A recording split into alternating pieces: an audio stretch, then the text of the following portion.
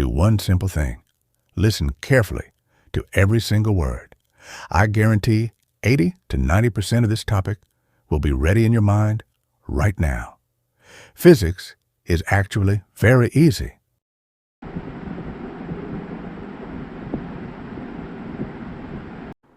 Phase. What is phase? Phase is the angle. Face क्या? Face एक angle है. Face is the angle. अब ये कौन सा एंगल है? ये वाला. ये एंगल थीटा, ये हमारा फेस है. अब ये एंगल कैसे ड्रॉ हुआ, कैसे बना, ये हम एक सिंपल एक्टिविटी के थ्रू समझने की कोशिश करते हैं.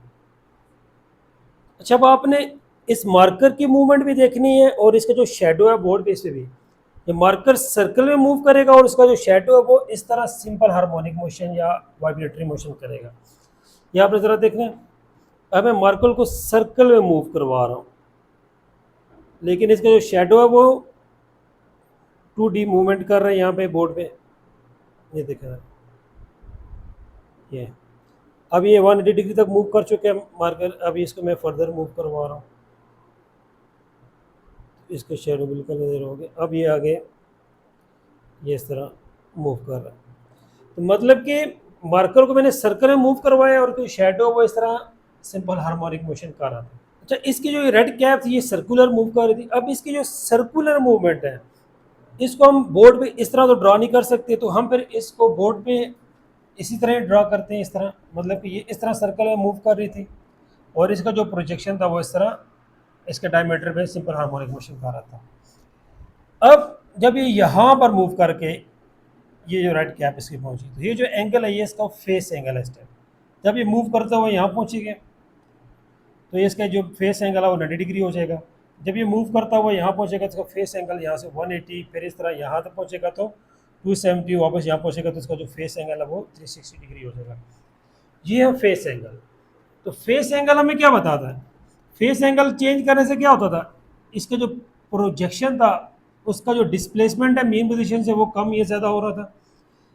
तो फेस क्या है? फेस एक एंगल है जो कि डिस्प्लेसमेंट के बारे में बता रहा है, और इस डिस्प्लेसमेंट की डायरेक्शन मतलब डिस्प्लेसमेंट की डायरेक्शन इधर है या इधर है, ये इस तरह आगे जाए. तो ये किस डायरेक्शन में डिस्प्लेसमेंट है? तीन चीज़ें फेस में. फेस क्या है? एंगल है. Face and physical significance of face. Chapter number 17 of this book. ये टॉपिक शॉर्ट क्वेश्चंस, एमसीक्यूज और लॉन्ग क्वेश्चन तीनों के एतबार से बहुत important. During the lecture MCQs और शॉर्ट क्वेश्चंस जो पेपर में आ सकते हैं इस टॉपिक में से पॉइंट आउट करूंगा और उनके आंसर्स भी नोट कर लीजिए. अब लॉन्ग क्वेश्चन. लॉन्ग क्वेश्चन अगर इस बुक की एक्सरसाइज खोलें चैप्टर 17 की, तो चैप्टर नंबर 17 के comprehensive question, long questions. Comprehensive question number 1 है. फर्स्ट क्वेश्चन है इसका जो define and explain phase in simple harmonic motion.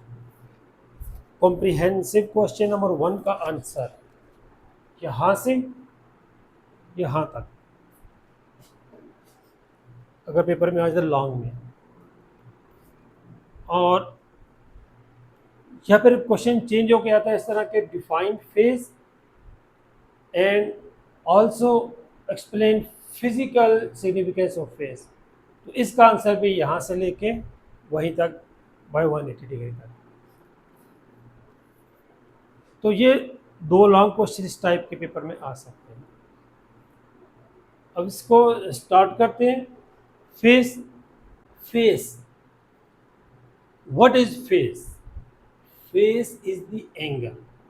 Face क्या? फेस एक एंगल है. Face is the angle. अब ये कौन सा एंगल है? ये वाला. ये एंगल थीटा, ये हमारा फेस है.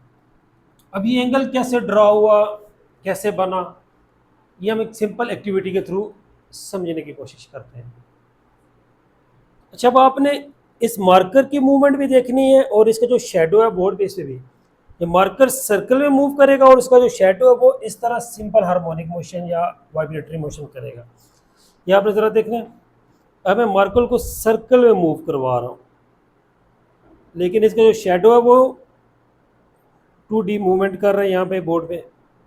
ये देखना, ये अब ये 180 डिग्री तक मूव कर चुके हैं मार्कर। अभी इसको मैं फर्दर मूव करवा रहा हूँ, इसके शेडो बिल्कुल नजर हो गए। अब ये आगे ये इस तरह मूव कर रहा है।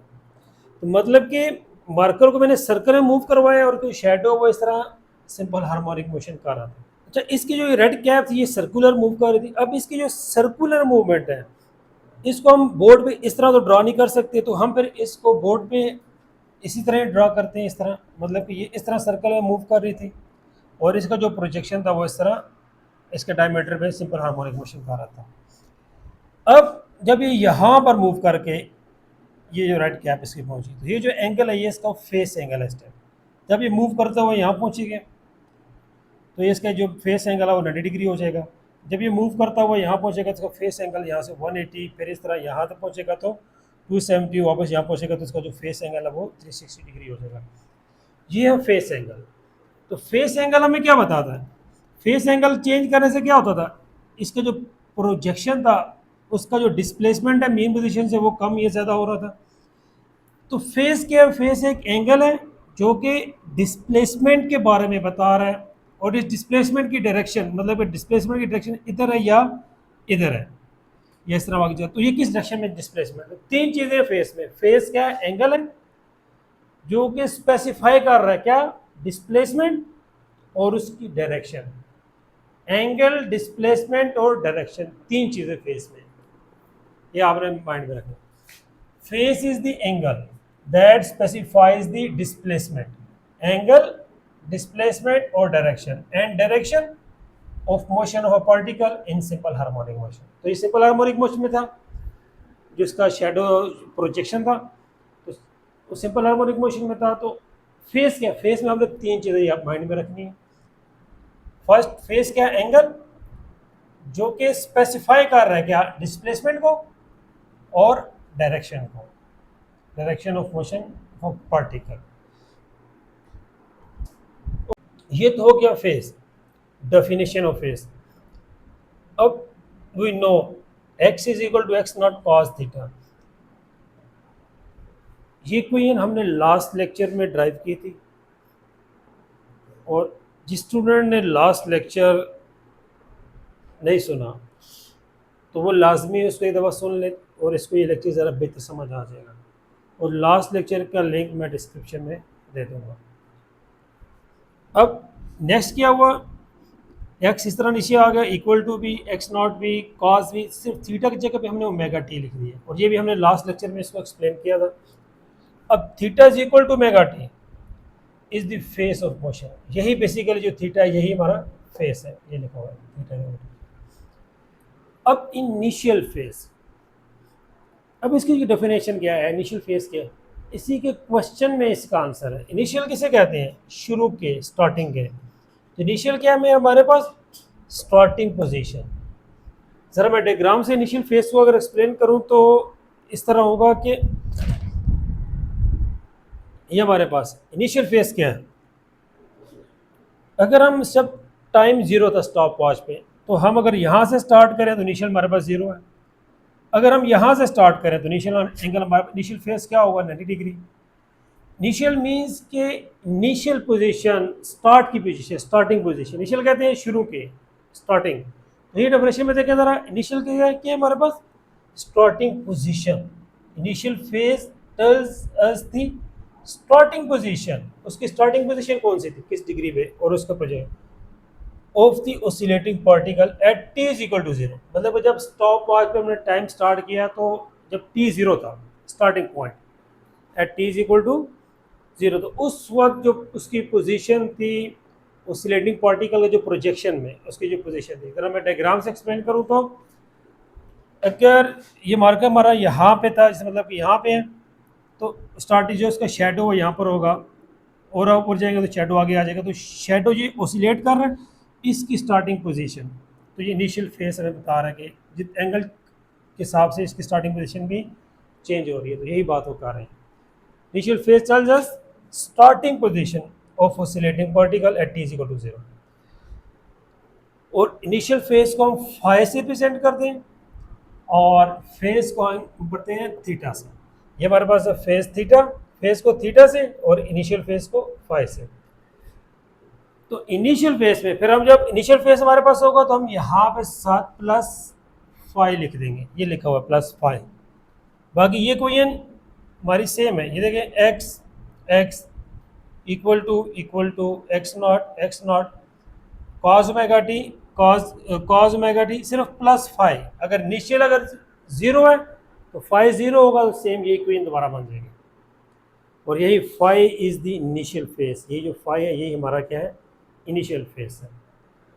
होप कि इनिशियल फेज की समझ आ गई होगी सबको। अब फिजिकल सिग्निफिकेंस ऑफ फेज। अच्छा, जब पेपर में अगर आ जाए कि फिजिकल सिग्निफिकेंस ऑफ फेज, तो इसमें हमने करना है कि displacement time graph. For physical significance of phase we use displacement time graph. अब डिस्प्लेसमेंट टाइम ग्राफ मतलब कि एक साइड पे डिस्प्लेसमेंट और एक साइड हमारे पास टाइम, इसका हमने ग्राफ अभी ड्रा करेंगे। जिसका टेबल है तो ये ग्राफ हम ड्रा करेंगे। तो इससे ज़रा पहले इसको ग्राफ को थोड़ा एक्सप्लेन करूँगा मैं इस डायग्राम की हेल्प से। ये आपने यहाँ पे फोकस करना है सामने इस डायग्राम पे। अच्छा, सेम वही सीन के पार्टिकल अगर जिस तरह ये पार्टिकल अगर यहाँ से स्टार्ट करता है मूवमेंट अपनी, यहाँ से मूव करना स्टार्ट कर रहा है तो 0 डिग्री से यहाँ पहुँचेगा 90 डिग्री, फिर यहाँ पहुँचेगा 180, फिर यहाँ पर पहुँचेगा 270 और यहाँ तक 360। तो टोटल इसको टाइम लगा, मतलब ये पार्टिकल यहाँ से शुरू हुआ था, ये मूव करता हुआ यहाँ पहुँचे, इस तरह ये मूव करके वापस यहाँ तक आएगा। तो इसको जो टोटल टाइम लग रहा है वो इसका क्या है, टाइम पीरियड। अब टाइम पीरियड को अगर मैं यहाँ पे लिखूँ बोर्ड पे तो किस तरह मैं इसको लिखूँगा, ये ज़रा समझें। पार्टिकल यहाँ से चला तो यहाँ तक पहुँचते हुए उसको कितना टाइम लगेगा, उसको टाइम लगेगा T/4। यहाँ तक पहुँचते हुए कितना टाइम लगेगा, इसको टाइम लगेगा T/2। और यहाँ पहुँचते हुए कितना टाइम लगेगा, इसको टाइम लगेगा 3T/4। और यहाँ तक वापस पहुँचते हुए T, ये तो टोटल टाइम पीरियड T है। होप कि ये बात समझ आ गई होगी। मैं इसको ज़रा एक्सप्लेन करता हूँ। बहुत स्टूडेंट्स को ये T/4, T/2, 3T/4 की समझ नहीं आती। और T फ़र्ज़ करें मैं ये समझाने की कोशिश कर रहा हूँ कि ये T/4, T/2 और 3T/4 ये क्या चीज़ें हैं। फॉर एग्ज़ाम्पल ये T जो है हमारे पास है वो टोटल यहाँ से पार्टिकल को यहाँ तक पहुँचते हुए 12 सेकेंड लगे। फॉर एग्जाम्पल कितना लगा टाइम, 12 सेकेंड। T हमारे पास कितने, टोटल टाइम जो लगा वो 12 सेकेंड है। तो फिर टोटल टाइम 12 सेकेंड यहाँ से चल के यहाँ तक, तो यहाँ तक फिर कितना टाइम लगेगा, 3 सेकेंड, यहाँ तक 6, यहाँ तक 9 और फिर यहाँ तक 12। तो ज़रा टोटल अगर 12 है तो T हमारे पास किसके इक्वल है, 12 के। तो यहाँ T की जगह अगर हम 12 लिखें तो 12/4 क्या बनता है हमारे पास, 12/4 हमारे पास बनता है 3। 12 को जब T हमारे पास 12 के इक्वल है ना, तो यहाँ पर T की जगह पर 12 लिखें और 12/4 करेंगे तो आपके पास आंसर आएगा 3। यहाँ पर भी T 12 के इक्वल है तो यहाँ पर T की जगह पर 12 लिखें तो आपके यहाँ 12/2 आंसर क्या आएगा, 6। यहाँ भी T की जगह पर 12 लिखें तो 12 3 36, 36 डिवाइड/4 करेंगे तो 4 9 36, 9 आ जाएगा। और यहाँ पे हमारे पास ये T क्या था, 12। इसी को कहते हैं ब्यूटी ऑफ मैथ। तो हमने ये तो 12 की 12.5 हो सकता है, 13, 14 कोई भी नंबर हो सकता है, तो हम जर्नल लिखते हैं। तो ये मतलब कि हमें एग्जैक्ट वैल्यूज़ दे रहे हैं, हम जर्नल वैल्यू लिखते हैं। तो यहाँ तक ये वैल्यूज़ आपने नहीं लिखनी, ये सिर्फ समझाने के लिए। ये तो यहाँ तक टाइम T/4, यहाँ तक T/2, यहाँ 3T/4, मतलब कि 4 पार्ट में से 3 पार्ट्स टी के, यहाँ तक, और यहाँ तक टोटल टी। अच्छा, होप ये बात समझ आ गई। अब ज़रा एंगल की बात कर लें। 90 को हम 90 डिग्री को पाई/2 रेडियन भी लिखते हैं, 180 डिग्री को हम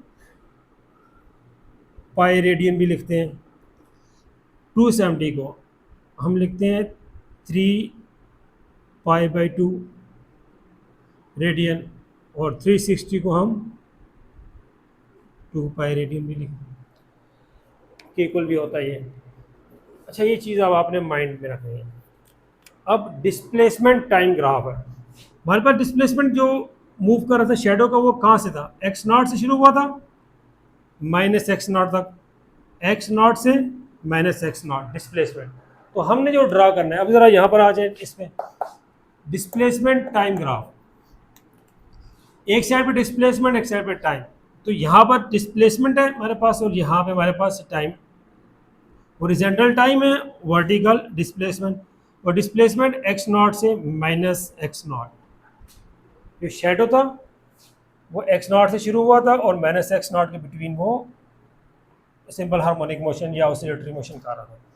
तो डिस्प्लेसमेंट x0 से -x0, और टाइम 0 से t/4, t/2, 3t/4 और t। और दूसरा हमारे पास है टाइम, ये टाइम है 0 से t/4, t/2, 3t/4 और t। तो हमारे पास डिस्प्लेसमेंट टाइम के हमारे पास एक्सिस रेडी हो गए। अब हमने इसका ग्राफ ड्रा करना है। अगेन मैं रिपीट कर रहा हूँ, दो चीज़ें हमारे पास, एक डिस्प्लेसमेंट है, डिस्प्लेसमेंट तो x से -x0, और दूसरा टाइम। तो टाइम हमारे पास क्या है? 0 से t/4 था, फिर t/2, फिर 3t/4 और t। अब हमने इसको ड्रा कैसे करना है, ज़रा ये भी समझ लें। अब फर्दर आगे पहले हम करेंगे केस 1, जहाँ हमारे पास जो इनिशियल एंगल है फाई, जब वो 0 था, 0 डिग्री, ये केस 1 है। फिर केस 2 पे आ जाए। केस 2 पे जो हमारा इनिशियल एंगल 90 डिग्री था, और फिर हमारे पास है केस 3। केस 3 में हमारे पास इनिशियल एंगल 180, मतलब के, और फिर दैट्स इट। पहले हम 0 डिग्री पे करेंगे, फिर 90 डिग्री पे, और फिर 180 पे, और हमारा इसकी फिजिकल सिग्निफिकेंस मैथमेटिकली कंप्लीट हो जाएगा। फिर थोड़ी सी थ्योरी भी इसको एक्सप्लेन करेंगे। अब ज़रा 0 डिग्री पे चेक करते हैं। पहले 0 डिग्री पे हमारे पास ये x = x0 cos ωt + phi, cos ωt + phi, लेकिन फाई किसके इक्वल है? 0 के। तो यहाँ पर फाई की जगह पे हमने 0 लिख दिया, बाकी सेम है, ωt cos x0, ωt cos x0 = x। तो ये बाकी सेम है, सिर्फ हमने यहाँ फाई की जगह पे, क्योंकि फाई केस 1 में 0 है, तो यहाँ फाई की जगह पे 0 लिख दिया। तो नेक्स्ट स्टेप में ωt में जब 0+ होगा तो ωt रह जाएगा, बाकी cos भी, x0 भी इक्वल टू भी, और x भी एज इट इज़ नीचे आ जाएगा। अब हमने क्या करना है, यहाँ पे एक इम्पॉर्टेंट चीज़ है। अब आपने बाय पुटिंग t = 0, इस t की जगह पे एक दफ़ा 0 पुट करना है, फिर इस t की जगह पे एक दफ़ा t/4 पुट करेंगे हम, फिर हम इस t की जगह पे t/2 पुट करेंगे, फिर 3t/4 पुट करेंगे यहाँ पे, और फिर t, और ये वैल्यू हम यहाँ पे लेके ग्राफ ड्रा करेंगे। ज़रा कैसे करेंगे देखें ज़रा।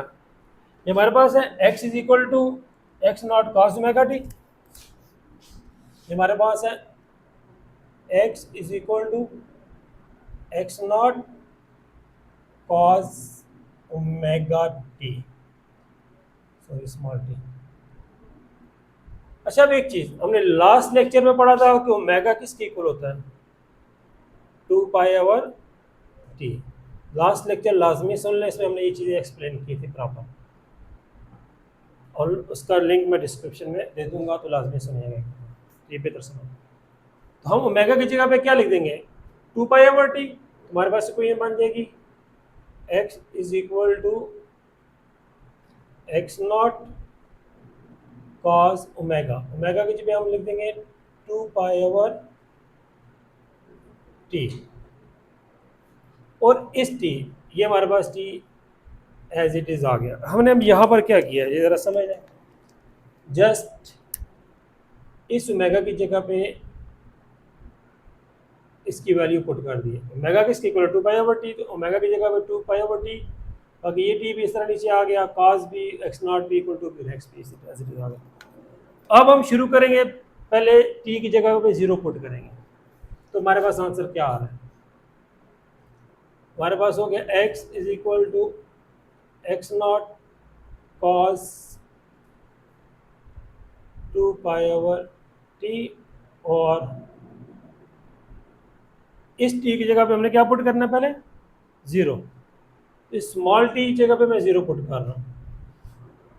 अब जीरो जब मल्टीप्लाई होगा तो ये पूरी टर्म क्या हो जाएगी? जीरो हो जाएगी। ये हमारे पास हो जाएगा x is equal to x naught cos zero,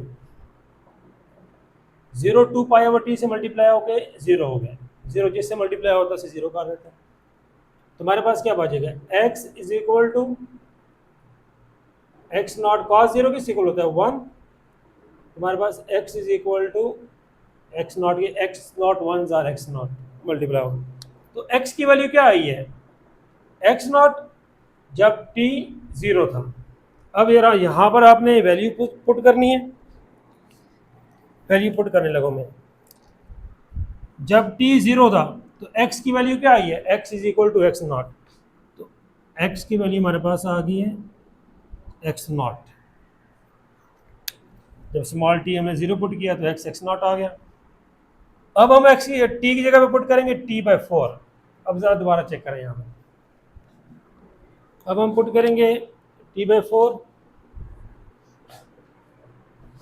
हम t की जगह पे जीरो पुट किया था, तो हमने भी सिर्फ यहाँ पे अभी पुट करेंगे t/4 पुट करेंगे, और इसके बाद आगे इसको सॉल्व करते हैं। पहले इस t की जगह पे हमने जीरो पुट किया था, अब हम t की जगह पुट करेंगे t/4, t/4 पुट कर दिया हमने। तो यहाँ पर हमारे पास ये t इस t से कैंसिल आउट हो जाएगा, 2 1 जार 2, 2 2 जार 4। तो हमारे पास क्या चीज़ वैल्यू बच गई इसमें? हमारे पास जो वैल्यू बच जाएगी यहाँ पे वो है x is equal to x naught cos pi. ये पाई बची है और एक 2 बची है हमारे पास, पाई/2, मतलब कि कॉस 90। पाई/2 क्या होता है? 90। कॉस 90 हमारे पास क्या होता है? जीरो। कॉस 90 चेक कर लें कैलकुलेटर पे, आप कैलकुलेटर पे कॉस पाई/2 90 होता है, ये मैंने यहाँ पे लिखा हुआ है। पाई/2 90 होता है, 180 पाई होता है, 273 पाई/2, तो 90 क्या होता है? पाई/2। तो ये हमारे पास हो गया पाई/2, और कॉस 90 आप चेक करेंगे तो आपके पास आंसर आएगा जीरो। तो जीरो एक्स नॉट से मल्टीप्लाई होगा क्या हो जाएगा? जीरो। जीरो जिससे मल्टीप्लाई होता है उसे जीरो कर देते हैं। तो एक्स की वैल्यू क्या आ गई? जीरो, जब टी की जगह पे हमने t/4 पुट किया है। इधर देखिए ज़रा, अभी जब हमने t/4 पुट किया है तो आंसर हमारे पास x का आया है, ये x है, ये t है, ये x है। तो x इज इक्वल टू क्या लिखा हुआ है? जीरो। तो x हमारे पास आया है जीरो। अब हम t/2 पुट करेंगे, ये वाले t/2, ये जीरो पुट की t/4 की, अब t/2 वहाँ पे हम पुट करेंगे और इसका आंसर चेक करेंगे क्या आता है यहाँ पर।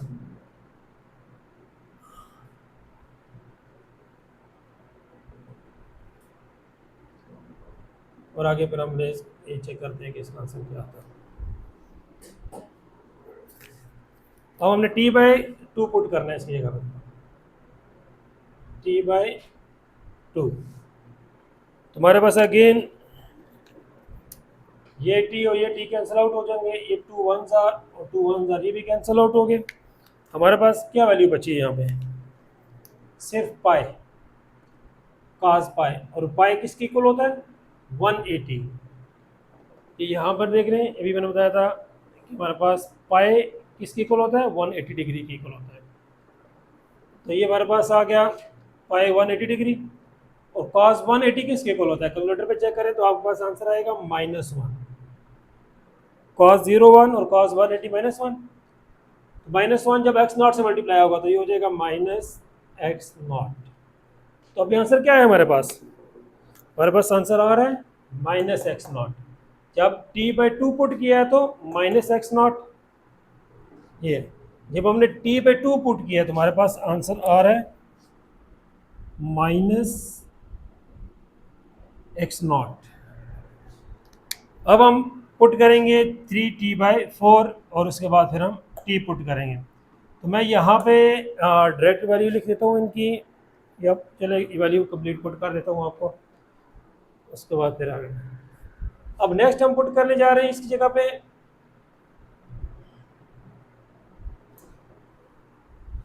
t की जगह पे पुट करेंगे 3t/4 और फिर t सिंपल है वो खुद पुट कर लीजिए। ये हमारे पास है 3t/4 और 3t/4 हमने पुट कर दिया। अगेन ये t और ये t कैंसिल आउट हो जाएंगे, 2 1s are 2 और 2 2s are 4। तो हमारे पास जो वैल्यू बच गई है वो क्या है,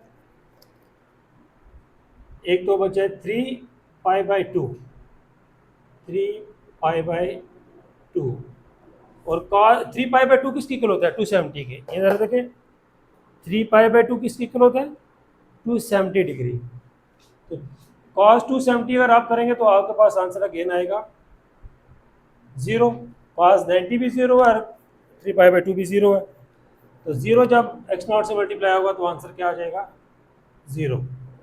तो अगेन 3t/4 का आंसर हमारे पास आ रहा है 0। और जब t पुट करेंगे तो मैं डायरेक्ट लिख रहा हूँ, आपके पास आंसर आएगा x0। अब इसका हम ग्राफ ड्रा करने जा रहे हैं यहाँ पे। इसका ग्राफ हमारे पास कैसा बनेगा ये आपने ज़रा भी यहाँ पे गौर करना है। जब t 0 था तो x क्या था x0, ये 0 और ये x0, तो ये हमारे पास फर्स्ट पॉइंट बन रहा है यहाँ पे। अगर नहीं समझ आया तो भी सेकंड देखे समझ आ जाएगा। जब टाइम t/4 था, ये t/4 और तो ये 0 था, तो t/4 ये 0, x 0 है और टाइम t/4 ये पॉइंट बनता है। और एक ये x0 जब था और t 0 था तो ये पॉइंट बनता है। अब इस पॉइंट पे है t/2 माइनस x0, ये t/2 है और ये x0 है। तो इन दोनों के सामने यहाँ से इसके ये पॉइंट बनता है -x0, ये -x0 भी आ गया और -x0 और t/2। और अब हम पुट करते हैं 3t/4, ये 3t/4। जब हम 3t/4 पुट करेंगे यहाँ पर तो हमारे पास क्या आंसर आता है, t की जगह में हम पुट कर रहे हैं 3t/4 अगेन। अब यहाँ पर अगेन ये t इस t से कैंसिल आउट हो जाएगा, 2 1s are 2 2 2s are 4। तो हमारे पास यहाँ पर क्या वैल्यू बच गई है, यहाँ पर ये हमारे पास वैल्यू बचेगी यहाँ पे cos की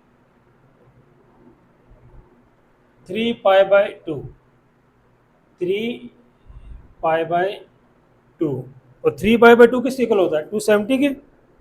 यहाँ पे ज़रा चेक करें 3π/2 270 के इक्वल होता है। तो यही वैल्यू हम यहाँ पे भी तो cos 270 जब आप पुट करेंगे तो आपके पास आंसर आएगा 0। कैलकुलेटर पे cos 270 3π/2 270 होता है, तो cos 270 कैलकुलेटर पे पुट करें तो 0 आएगा, 0 मल्टीप्लाई होकर ये वाली हमारे पास सारी हो जाएगी 0। तो x की वैल्यू क्या आ गई 0। तो यहाँ पर हमारे पास x की वैल्यू आई है 0। अगेन अभी हमने t की जगह पे t पुट करना है ये, और ये बहुत सिंपल है। और जब t पुट करेंगे तो आपके पास जो वैल्यू आएगी वो आएगी -x0। में पुट नहीं कर रहा, वहाँ पे आपने खुद पुट करना है और चेक करना है। तो हमारे पास आ जाएगी यहाँ पे x0, मैं डायरेक्ट लिख रहा हूँ। और वो जो हमने किया वो रफ वर्क है, वो क्वेश्चन का पार्ट नहीं, आप साइड पे रफ वर्क पे करके ये टेबल अपना कंप्लीट कर सकते हैं। अब हमने यहाँ पे ज़रा ध्यान करना है सामने, जब टाइम 0 था तो x क्या था x0, एक्स नॉट, ये हमारे पास एक्स नॉट आ गया और यहाँ पर 0, तो हमारे पास फर्स्ट पॉइंट ये वाला बन। अब सेकंड पॉइंट अगर नहीं समझ आया तो सेकंड थर्ड ये सारे देखें समझ आ जाएगा। और जब हमारे पास टाइम क्या था t/4, तब x 0 था, t/4 और x 0, तो ये पॉइंट बनता है। अब नेक्स्ट इसको ध्यान से देखना, ये ज़रा बेहतर समझ आएगा। जब टाइम क्या t/2, x क्या माइनस एक्स नॉट, ये t/2 और माइनस एक्स नॉट, ये माइनस एक्स नॉट और t/2 दोनों के सामने जो पॉइंट है वो हमारे पास ये बनता है माइनस एक्स नॉट, ये माइनस एक्स नॉट हो गया, और ये t/2, ये t/2 ये पॉइंट हो गया। अब नेक्स्ट, जब t क्या था 3t/4, तो x क्या था 0, ये 3t/4 और x यहाँ से ये 0 आ गया। अब लास्ट देखें, जब टाइम t था और ये x, ये t और ये x, इन दोनों के सामने हमारे पास t और x के सामने जो पॉइंट है वो ये बनता है ऑलमोस्ट थोड़ा सा ऊपर। तो ये हमारे पास, अभी हम इसका ग्राफ ड्रा करेंगे। ग्राफ कैसे बनेगा इसका, इन तमाम पॉइंट्स को हम आपस में मिलाएंगे तो हमारा ग्राफ बन जाएगा। ये मेन चीज़, इन तमाम पॉइंट्स को हमने आपस में मिलाना है, तो ये हमारे पास ग्राफ ड्रा हो गया केस 1 का, जब फाई इज इक्वल टू 0 था। अच्छा, अब यहाँ पे ये सेंट्रल लाइन है, ये हमारी मीन पोजीशन है, t/4 पे मीन पोजीशन आ रही है और 3t/4 पे मीन आ रही है, ये बात यहाँ पे लिखी हुई है। t/4 और 3t/4 the particle is at mean position. देखिए t/4 जो ये ग्रीन हमारे पास जो ब्लू लाइन है, इस ब्लू लाइन ये मीन पोजीशन की लाइन है, तो t/4 और 3t/4 ये दो मीन पोजीशन है, 3t/4 और t/4 और 3t/4, particle is at mean position आ गई। ये हमारे पास एक्सट्रीम है, एक्स भी और माइनस एक्स नॉट, ये दोनों एक्स नॉट और माइनस ये एक्सट्रीम है। तो हमारे पास कहाँ ये 0 पे एक्सट्रीम है, फिर यहाँ पे t/2 पे यहाँ पे ये एक्सट्रीम है, और ये हमारे पास t पे एक्सट्रीम है, 3 जगह पे एक्सट्रीम है। एक तो एक्सट्रीम कहाँ आ रही है 0 पे, एक t/2 पे, और एक यहाँ पे t पे, ये लिखा हुआ है 0, t/2 और t। The particle is eight extreme position. Extreme upper side में भी एक्सट्रीम हो सकता है, लोअर भी। तो इसके सामने हमारे एक ये बन रहा है और एक ये t, और इसके सामने हमारे पास बन रहा है ये पॉइंट जो कि t/2 है। तो ये इसका 0, इसका इस पॉइंट का t/2 और इस पॉइंट का t, 0 t/2 t, the particle is eight extreme positions. ये मैंने बता दिया, वेरी सिंपल। सेम केस हमारे पास केस 2, जब हमारे पास फाई क्या 90, पहले फाई 0 था, अब फाई 90 हो गया, तो यहाँ 0 की जगह पे 90 आ जाएगा, बाकी सेम है। ये 0 की जगह पे 90 आ गया, बाकी ये cos omega t x naught is equal to x, cos omega t x naught is equal to x, बाकी सेम। अब इसके बाद आ गया सेम प्रोसीजर, सारा यही करना है हमने। मैं ये फर्स्ट 2 यहाँ पर पुट करके वैल्यू फाइंड करता हूँ, बाकी वैल्यू इसमें डायरेक्ट लिख दूंगा, और ये ग्राफ इसका तो मैंने ऑलरेडी ड्रा किया हुआ है, तो यह मैं दोबारा ड्रा कर दूंगा ग्राफ, कुछ स्टूडेंट्स को समझ, मैं इसको रेस कर रहा हूँ। अच्छा, अब ज़रा इसको समझ लें, इसमें प्लस 90 आ गया, ये हमारा क्वेश्चन का पार्ट नहीं था, ये रफ वर्क था। तो सेम यही प्रोसीजर मैं करने लगूँ, यहाँ पे जरा जगह तंग है तो यहाँ पे इसको मैं सॉल्व करूँगा।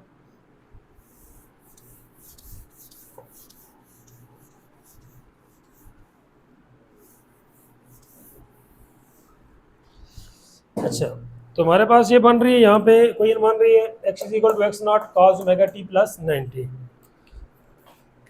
तो x is equal to x naught cos omega t plus 90 degree, ये हमारे पास इक्वेशन बन रही है। इसको जरा सिंप्लीफाई कर लेते हैं पहले, x naught cos omega, omega हमारे पास किसके इक्वल होता है, मैं ज़रा कलर चेंज कर देता हूँ इसका, बैकअप मैंने बताया था अभी 2 पाई ओवर टी, ये हम लास्ट लेक्चर में कर चुके हैं।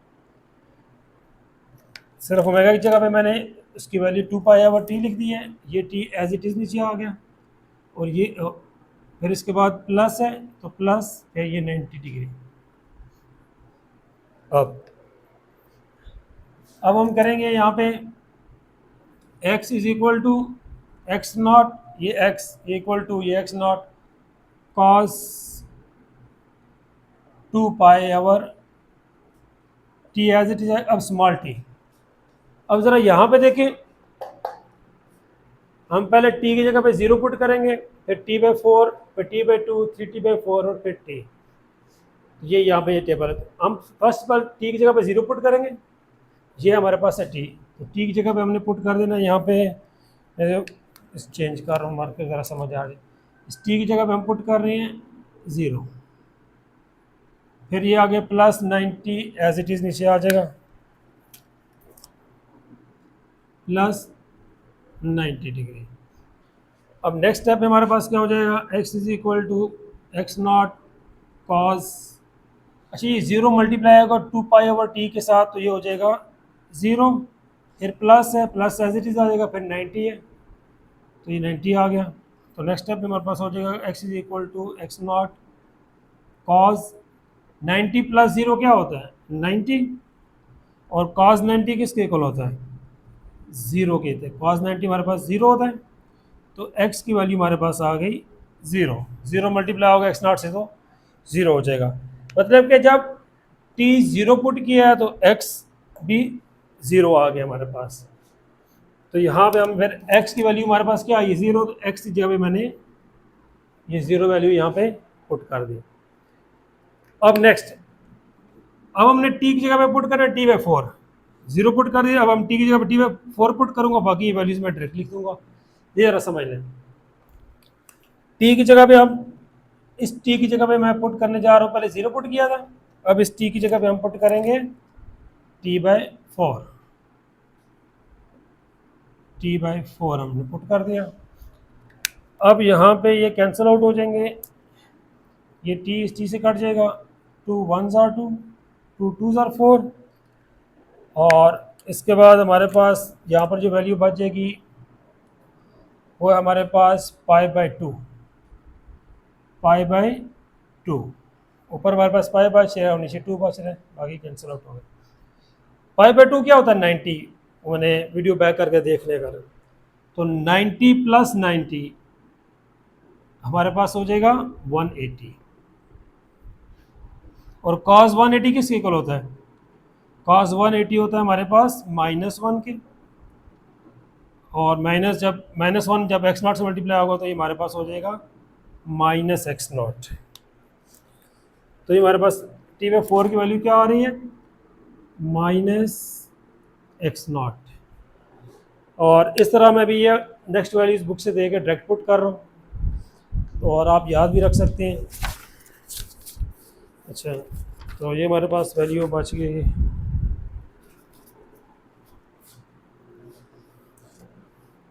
आपने इस तरह पहले t/2 पुट करना है, फिर 3t/4 वहाँ पे पुट करना है, फिर t पुट करना है, और ये हमारे पास आपके पास तीनों वैल्यूज़ आ जाएंगी। और मैं यहाँ से डायरेक्ट लिख रहा हूँ, -x नॉट है, और उसके बाद फिर 0 आएगी, फिर आएगी +x नॉट, और फिर आपके पास वैल्यू आएगी 0 की।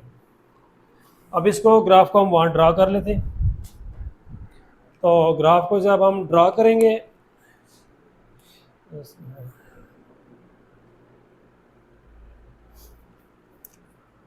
जब t 0 तो x भी 0, दोनों 0 होंगे तो ये पॉइंट बनता है हमारे पास, टाइम t/4 और -x नॉट, ये t/4 है और ये -x नॉट है, t/4 और x नॉट दोनों के सामने ये पॉइंट बनता है, t/2 और 0, ये t/2 है और ये 0 है, ये पॉइंट बन रहा है, और अभी 3t/4 और x नॉट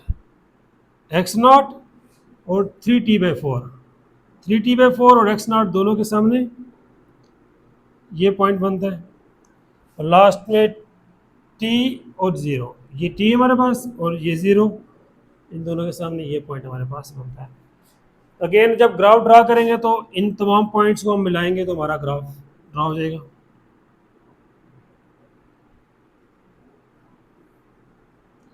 ये हमारे पास सेकंड ग्राफ ड्रा हो गया। अब इसमें यहाँ पर ये मीन पोजीशन पे है, t/2 पर मीन पोजीशन पे है और t पे मीन पोजीशन पे है, ये एक्सट्रीम है और ये एक्सट्रीम है। 3t/4 पे एक्सट्रीम है और t/4 पे एक्सट्रीम है। यही बात हमने यहाँ लिखी हुई है, देखें t0, t/2 और t, the particle is at mean position. 0 ये वाली, t/2 ये वाली और t ये वाली, इन तीनों पे ये मीन पोजीशन की लाइन है, तो मीन पोजीशन पे आ गए। और एक्सट्रीम क्या है, कहाँ पे, t/4, ये लिखा हुआ है t/4 और ये एक्सट्रीम है, ये 3t/4, the particle is eight extreme position. ये केस 2 हो गया। अब सेम हमने करना है केस 3। केस 3 में हमारे पास फाइव क्या, 180, तो सिंपल हमने इस 90 की जगह पे अब हमने क्या लिख देना है, 180, बाकी हमारा प्रोसीजर सेम है। तो हमने 90 की जगह पे 180 लिख दिया, बाकी हमारे पास कोई सेम है एज इट इज, जिस तरह यहाँ पर है या यहाँ पर। अब अगेन यहाँ पे हमने ओमेगा की जगह पे 2π/t पुट करना है और t की जगह पे फिर ये, और ये रफ वर्क है, ये इस क्वेश्चन का पार्ट नहीं है, आप साइड पे रफ वर्क पे लाइन लगा के एक पेज पे कर सकते हैं, ऊपर लिख दे रफ वर्क। तो ये वैल्यूज पुट करेंगे तो आपके पास यहाँ पर फिर ये वैल्यूज आ जाएंगी, और वहाँ पे डॉट डॉट लगाएंगे तो आपके पास ये ग्राफ बन जाएगा। तो इसका ग्राफ मैं डायरेक्ट बना रहा हूँ और आपने ये वैल्यूज खुद फाइंड करके लिखनी है। तो इसकी जो वैल्यूज आप बना के लिखेंगे तो आपके पास ग्राफ इस तरह का बनेगा। 0 पे आपके पास आ जाएगी -x0 और फिर आपके पास आ जाएगी 0, फिर आपके पास आ जाएगी +x0, फिर आपके पास आ जाएगी 0 और फिर आपके पास आ जाएगी -x0। जब आप ये इस तरह वैल्यूज़ फाइंड करनी है प्रॉपर कैलकुलेट करके, ठीक है। इसी तरह यहाँ पे आपने t की जगह पे ये वैल्यूज पुट करते हैं, पहले 0 फिर t/4, t/2, फिर t/4 और t, और ये क्वेश्चन का पार्ट नहीं है, ठीक है, ये सिर्फ ये रफ वर्क है, ये आपने करना है। अब इन ग्राफ्स को मैं अगर ड्रा करूँ 0 और -x0, ये -x0 है और ये हमारा ओरिजिन 0, t/4 और 0, ये t/4 और ये 0, ये पॉइंट बनता है। t/2 और x, t/2 और ये x, इन दोनों के सामने ये पॉइंट बनता है। इधर देखें तो x0 और इधर t/2 और ये x0। अब 3t/4 और 0, ये 3t/4 और यहाँ पे ये 0, ये पॉइंट बनता है। अब -x0 और t, ये -x0 है और ये t है, इन दोनों के सामने ये हमारा पॉइंट बनता है। अब इन पॉइंट्स को मिलाएंगे तो फिर हमारे पास जनाब ये बन जाएगा ग्राफ। तो ये ग्राफ इस पॉइंट से इस पॉइंट, फिर इस पॉइंट, इस पॉइंट से इस पॉइंट पे और फिर इस पॉइंट, तो हमारा ग्राफ ड्रा हो गया।